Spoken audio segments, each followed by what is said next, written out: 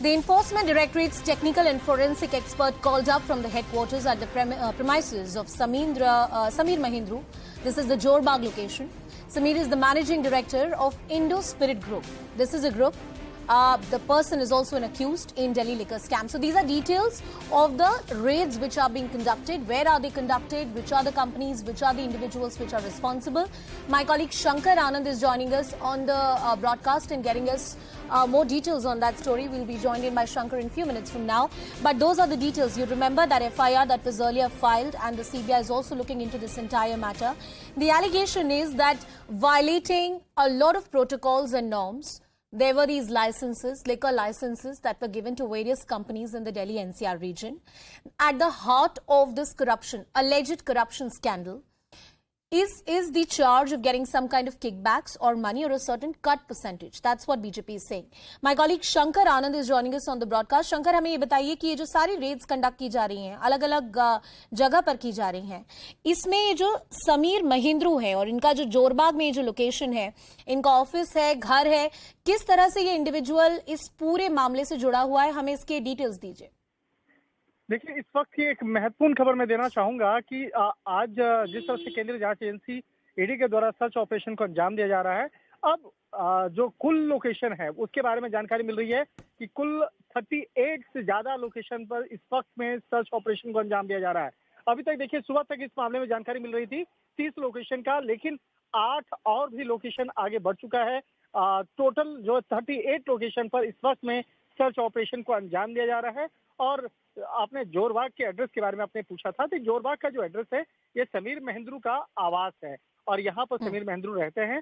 और इसी लोकेशन से समीर महिंद्रू का एक स्टाफ को ईडी की टीम अपने साथ में लेकर गई है और इनका जो दूसरा दफ्तर है उस दफ्तर पर ले जा करके वहां पर तफ्तीश के मामले को अंजाम दिया जा रहा है, वहां पर सर्च ऑपरेशन को अंजाम दिया जा रहा है। तो इस वक्त की जो सबसे महत्वपूर्ण खबर है, लोकेशन जो सर्च ऑपरेशन का है वो 30 से बढ़कर 38 तक पहुंच चुका है और 38 लोकेशन पे तमाम जो सर्च ऑपरेशन को अंजाम दिया जा रहा है। और इस सर्च ऑपरेशन के दौरान में कई महत्वपूर्ण जानकारियां और दस्तावेजों को खंगाला जा रहा है। और इसके साथ साथ अभी ईडी की एक टेक्निकल जो एक कहा जा सकता है तकनीकी मामलों की एक्सपर्ट जो टीम है वो यहाँ पर अभी पहुंची है समीर महिंद्रू के घर पर। और वहां पहुंचने के बाद यहाँ पर कई जो गैजेट्स हैं, जो इलेक्ट्रॉनिक उपकरण हैं, उसको बकायदा खंगाला जा रहा है और उसका एक कहा जा सकता है कि एक जेरोक्स कॉपी वो तैयार किया जा रहा है। उसकी चाहे मोबाइल की बात कर ले या कंप्यूटर की एक चीज और बताइए, ये जो ECIR होती है, जो इन्फोर्समेंट डायरेक्टरेट रजिस्टर करती है, यूजुअली CBI या पुलिस की अथॉरिटीज की जो FIR जो बेसिक कंप्लेंट होती है उसके बेसिस पर ही ECIR रजिस्टर की जाती है। ईडी की ECIR के क्या डिटेल्स हैं अभी तक जो सामने आए हैं, और क्या जो पहले FIR रजिस्टर हुई थी इस पूरे मामले में उसी को पूरी तरीके से कॉपी किया गया है या उसमें कोई अंतर है दोनों में? देखिए, आपको एक बहुत ही साधारण शब्द में मैं बताना चाहता हूँ कि ECIR किस तरह से रजिस्टर्ड होता है ईडी का। जी।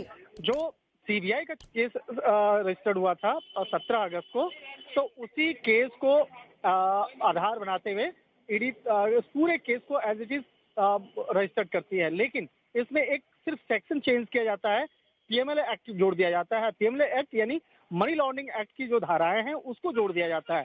तो इसमें जैसे ही उस धारा को जोड़ा जाता है उसके बाद एक कहा जा सकता है ये मामला ही एक बेहद महत्वपूर्ण और काफी प्रभावी हो जाता है। PMLA एक्ट जुड़ जाने के बाद इस मामले में आरोपी को जमानत अगर किसी की गिरफ्तारी होती है तो उसको जमानत भी लेना भी बेहद मुश्किल होता है। इसके बाद कहा जा सकता है कि ये इस मामले में काफी कड़े कानून के तहत PMLA को बनाया गया था और लगातार उस कानून में संशोधन भी होता रहा है। तो एक तरह से कहा जा सकता है कि PMLA एक्ट आज के दिन में बेहद कड़ा कानून है और जो भी भ्रष्टाचार के मामलों का अंजाम देने वाले आरोपी हैं उसके खिलाफ उसी सेक्शन के तहत बेहद गंभीरता से और कड़ाई से तफ्तीश की जाती है। तो PMLA एक्ट कहा जा सकता है कि अन्य दूसरे जो कानून हैं उससे काफी ज्यादा ये कड़े ये कानून है। और इस मामले के तहत जब कार्रवाई होती है, तफ्तीश होती है, तो तफ्तीश के वक्त में एक और मैं आपको महत्वपूर्ण जानकारी देना चाहूंगा कि सामान्य तौर पर जो अन्य आरोपियों का बयान जो रजिस्टर्ड होता है, जैसे दिल्ली पुलिस के मामले को ले लें तो वो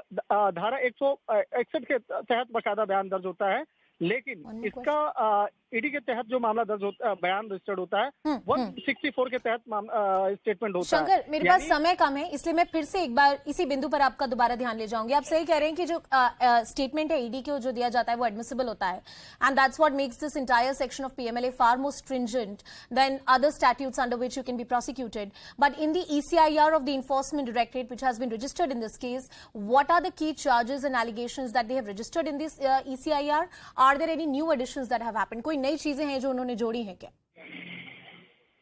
देखिए, नहीं तो कुछ नहीं जोड़ा गया है इस मामले में, लेकिन जब पीएमएलए एक्ट के तहत जब केस को रजिस्टर्ड किया गया है, तो उसमें जब देखा गया, जिस मामले को इन्वेस्टिगेट किया गया, तो उसमें पाया जाएगा कि भाई जिस तरह से डॉक्यूमेंट्स मिलते हैं, जिस तरह से एविडेंस यहाँ से मिलेगा, तो उसको ईडी अपने असर से उस मामले को आगे इन्वेस्टिगेट करेगी, और उसके तहत जब स्टेटमेंट दर्ज होगा, वो स्टेटमेंट दर्ज होगा एक 164 के तहत मामला दर्ज होगा, यानी मजिस्ट्रेट के सामने जिस तरह से एक मामला दर्ज होता है। And Shankar, I think this is a very important point you're making, because in the entire Prevention of Money Laundering Act, not just the fact that to get a secure a bail is very, very tricky, but Shankar is making a very important point that when you and I, God forbid, if we are accused of any crime and we are registering a statement before the police, that's not admissible in a court of law. You can say that I gave it under duress, I gave it under some kind of pressure, but if it's Enforcement Directorate, it's admissible, and that's what makes it very, very difficult for any accused to deal with the pressure of the Enforcement Directorate as and when an investigation happens.